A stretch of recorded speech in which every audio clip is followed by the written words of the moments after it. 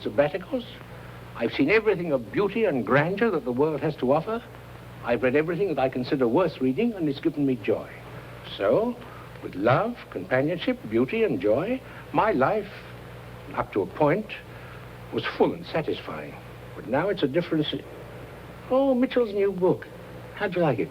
Don't tell Mitchell, but I didn't finish it. Oh, why not? Oh, toward the end, it became repetitious and, frankly, dull. A very sound reason. The end of my life is becoming repetitious and dull, and that's why I'm not going to finish it. Goodbye, Philip. Hi, Henry. Oh, Philip, I meant to ask you. I haven't been sleeping well at all lately, working late, you know. I wonder if you'll give me some sleeping pills. Now, you don't think I'd be that foolish, do you? Oh, my dear Philip, believe me, such a method never entered my head. It did mine. Very well. I suppose I'll have to obtain them elsewhere. No. That won't be necessary. I'll give you 2, but no more. But if I had a full prescription, I wouldn't have to keep bothering you. I doubt if I'll need very many, Philip, but in case I do, I'll have them. No. By giving you only 2, at least I'll sleep better. Thank you, Philip. Goodbye.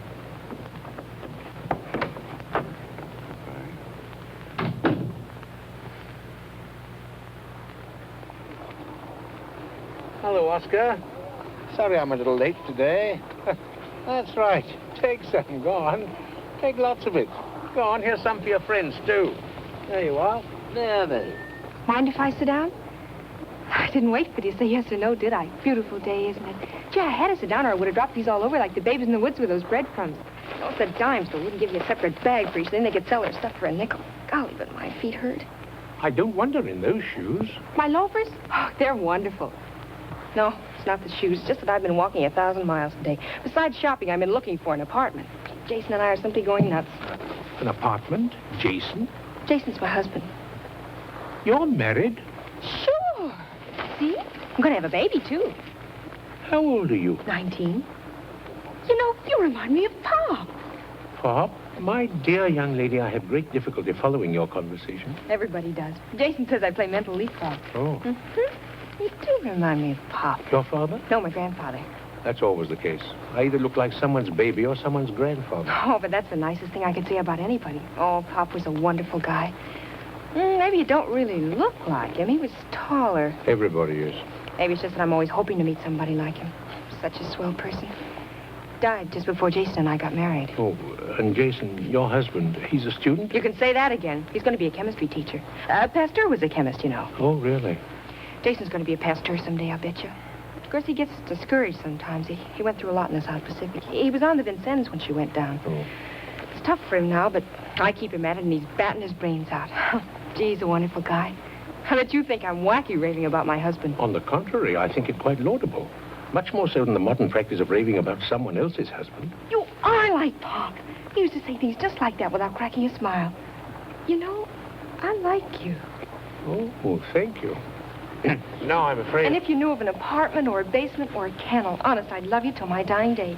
Of course, it can't cost too much because I'm not working anymore. I used to sling hash at the cafeteria until the uniform got too tight. So we've only got Jason's allotment, and that isn't an awful lot. Where are you living now? In one of the trailers. But we've got to get out because Virginia's had her baby. It was a boy and weighed 8 pounds and 2 ounces. Well, I'm sure it makes good sense, but forgive me. I just don't understand why you should be homeless merely because some infant weighs over 8 pounds. Guess I was leapfrogging again. Well, you see, when Virginia went home to have her baby, Clyde moved in with Jack Hoyt and let us have their trailer. But now Virginia's going to be back on Monday, so we've got to get out by Saturday. Oh. For a moment, it sounded as though you could have remained if the baby had weighed only 7 pounds. But I'm terribly sorry. The only thing I'd suggest is for you to consult the housing administrator. Oh, I left my name there a dozen times. I don't think the old creep who runs it even looks at those things you fill out. Young lady, I am not familiar with your usage of the word creep. However, if it's derogatory, you're very much mistaken. The housing administrator, Professor Edward Bell, is a most conscientious man and a friend of mine. A friend of yours? Well, sit down. We got things to talk about. You mean you've got suction over there? I am equally unfamiliar with your usage of the word suction. Suction, pull, drag, you know. If you are suggesting that I use my influence, the answer is no. However, I'll call Professor Bell and acquaint him with your predicament. Oh, thanks. Gee, I'll be camping on his doorstep. Just tell him that Peggy... Here, I've been talking an ear off you, and I haven't introduced myself. I'm Peggy Taylor. How do you do? I'm Dr. Henry Barnes. A doctor? Good. Then you can tell me. Some mornings I wake up and I feel like I swallowed a bucket of worms, and yet other times I am a doctor of philosophy. I taught here at the university. I'm always pulling boners like that. Last week I asked the astronomy professor if you figure out my horoscope. You got a smile like Pop's, a measles smile. Hmm? I mean, it's catching. You should smile more often. I wish there were more to smile about. Oh, no. Not you, too. That's what half the people around here are saying. The world's going to the dogs. Nobody's got a chance. There's no use living. Might as well commit suicide. In many instances, I must say I consider suicide is completely justified. Now, wait a minute. That you gotta prove to me. My dear Mrs. Taylor. Call me Peggy. How can you fight with anybody whose name is Mrs. Taylor? Very well, Peggy. That's better. You mind if I call you Pop? Now, look, Pop. How can suicide be a solution? I won't go into the philosophical reasons. You're not old enough to understand them. But let us take a hypothetical case. An old man is alone in the world. His work is finished. Mm-hmm. He's contributing nothing. His past was active. His present is dull and monotonous. Yeah. He has no future because it can only be a daily repetition of the useless present. Why not suicide? Because it wouldn't change anything. The gentleman would be dead. I consider that a drastic change. What makes Mr. Hypothetical think he's living now? I just said he was living. I mean, really living. He's just doing nothing but sitting around moping, thinking up reasons why he should kill himself. He's not alive. He's dead already, just as dead as a dodo. Now, if he's dead, suicide's not going to change anything. It's just going to give him more of the same thing he's got. Suicide only puts an end to living, and vice versa.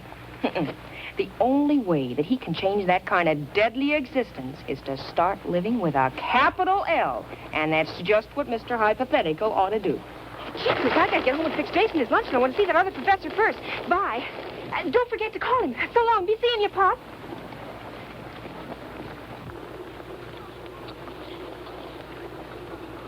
What makes Mr. Hypothetical think he's living now?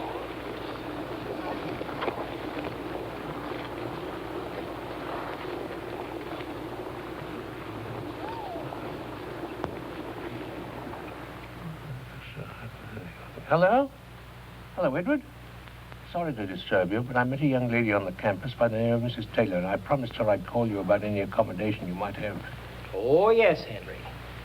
Yes, she's in my office right now. Well, I'd like very much to help her, but at the moment it's impossible. Of course, if anything should...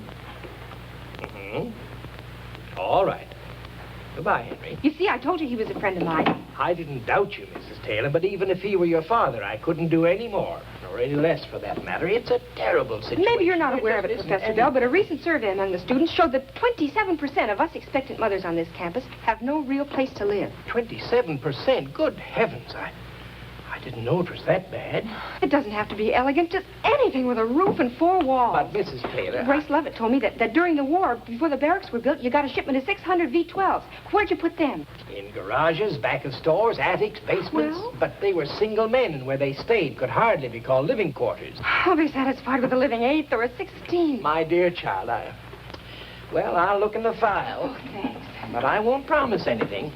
And don't be too fussy, because we're not. Gee, if you just find a possibility, please tell me about it, because I'll go over and talk to the people. I'm good at fixing places up.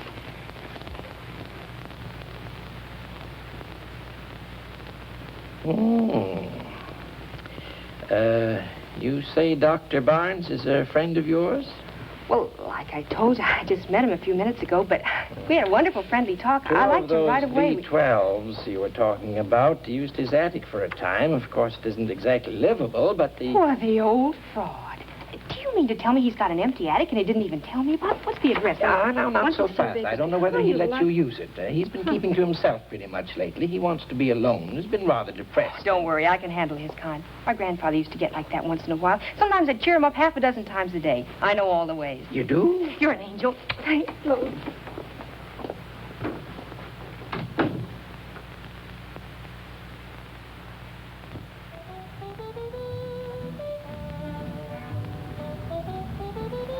I'll see you later, Bill.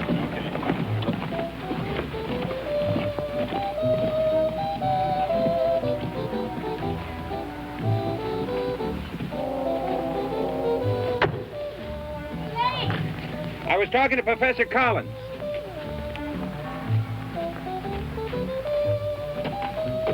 Hi, honey. How you feel? Are we having twins that feel twice as